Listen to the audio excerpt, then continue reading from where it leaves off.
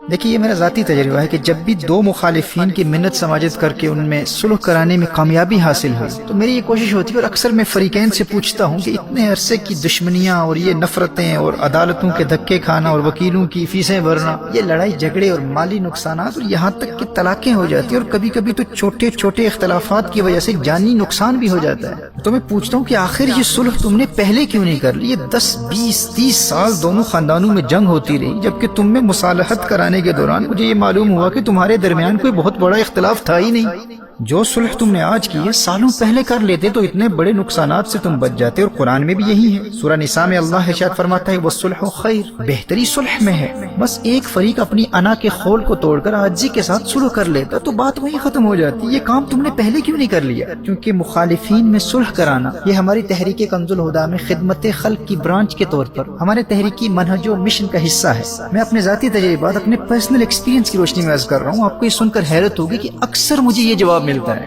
کہ ان نقصانات کا علم ہمیں بھی تھا اور ہم کب کے صلح کر لیتے، لیکن کوئی صلح کرانے والا ہی نہیں تھا۔ اگر کوئی خلوص و محبت کے ساتھ کسی ایک فریق کی حمایت و پاسداری نہ کرتے ہوئے غیر جانبدارانہ رویے کے ساتھ پہلے صلح کروا دیتا تو ہم یہ برسوں کے اختلافات اور زندگی کے 10 20 30 سال کی نفرتوں اور مالی نقصانات سے بچ جاتے۔ ہم کیوں نہ صلح کرتے؟ مسئلہ یہ تھا کہ کوئی صلح کروانے والا ہی نہیں تھا۔ محترم احبہ، آپ اس سے اندازہ لگا سکتے ہیں کہ اسلام میں صلح کروانے والے کو اتنا بلند مقام و مرتبہ کیوں حاصل ہے۔ نبی کریم صلی اللہ تعالی علیہ وآلہ وسلم نے ارشاد فرمایا افضل الصدقۃ اصلاح ذات البین۔ امام طبرانی اور بزار نے اس روایت کو نقل کیا ہے۔ نبی کریم صلی اللہ تعالی علیہ وآلہ وسلم نے ارشاد فرمایا سب سے افضل صدقہ آپس میں صلح کرانا ہے۔ اور سنن نبی داؤد کی روایت ہے، نبی کریم صلی اللہ تعالی علیہ وآلہ وسلم نے ارشاد فرمایا الا اخبرکم بافضل من درجۃ الصیام والصلاۃ، کیا میں تمہیں ایک ایسا عمل نہ بتا دوں جس کے ثواب کا درجہ روزے اور نماز کے ثواب سے بھی زیادہ ہے؟ قالوا بلی، صحابہ علیہم رضوان عرض کرتے ہیں جی ارشاد فرمائیے۔ نبی کریم صلی اللہ علیہ وآلہ وسلم نے ارشاد فرمایا اصلاح ذات البین،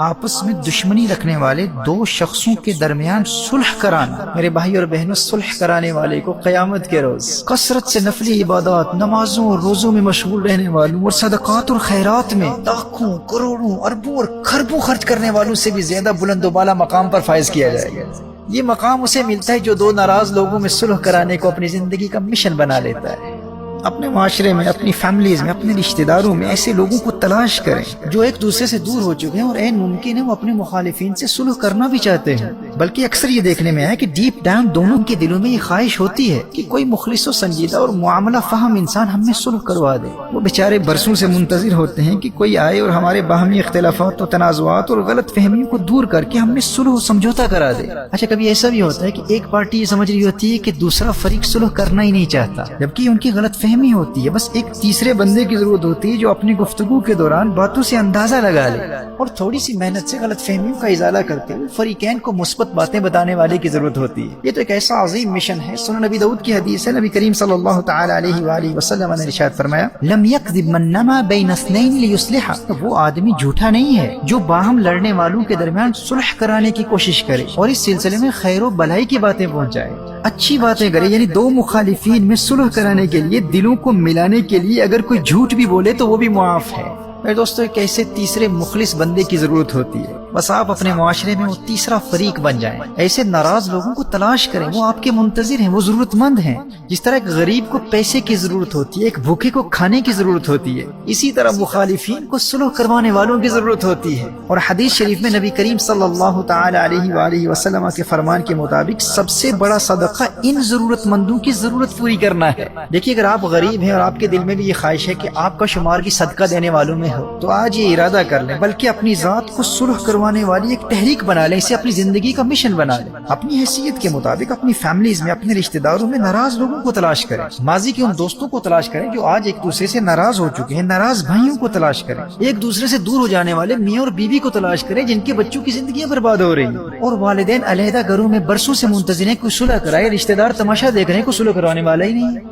اسی طرح مخالف خاندانوں کو تلاش کریں جو ایک دوسرے کے جانی دشمن بن چکے ہیں، مخالف کمیونٹی لیڈرز کو تلاش کریں، مخالف علماء کو تلاش کریں، اور اپنے طور پر علیحدہ علیحدہ دونوں پارٹی سے انتہائی حکمت عملی کے ساتھ مصالحت کی نیت سے بات چیت شروع کر دیں، اور اس دوران ان کے معاملات اور تنازعات کا ذکر کسی سے نہ کریں۔ اب ایسا نہیں ہے کہ اپنے آپ کو بہت بڑا مصلح ثابت کرنے کے لیے، اپنی چودراہٹ چمکانے کے لیے سوشل میڈیا پر ان دونوں کا راضی فاش کر دیں۔ نہ، اگر لوگوں میں اپنا مقام و دبدبہ اور اپنی ذاتی برتری ثابت کرنے کے لیے، اپنی ٹور بنانے کے لیے صلح کروائیں گے تو بجائے نیکی کے اللہ جل وعلا کے غضب و عذاب کے مستحق ٹھہریں گے۔